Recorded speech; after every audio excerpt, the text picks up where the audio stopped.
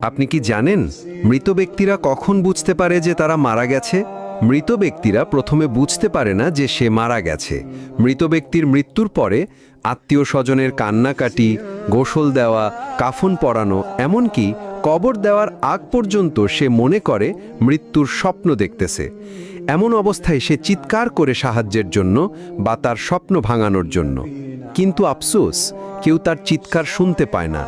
যখন সবাই তাকে দাফন করে চলে আসে, তখন মৃত ব্যক্তি একা হয়ে যায়। ঠিক তখনই মহান আল্লাহ তাআলা তার আত্মাকে পুনরায় তার দেহের মধ্যে ফিরিয়ে দেয়। প্রথমে মৃত ব্যক্তি এটি ভেবে নেয় যে হয়তো তার খারাপ স্বপ্ন শেষ হয়ে গেছে এবং সে ঘুম থেকে জেগে উঠেছে। তাই সে আল্লাহর কাছে কৃতজ্ঞতা প্রকাশ করে।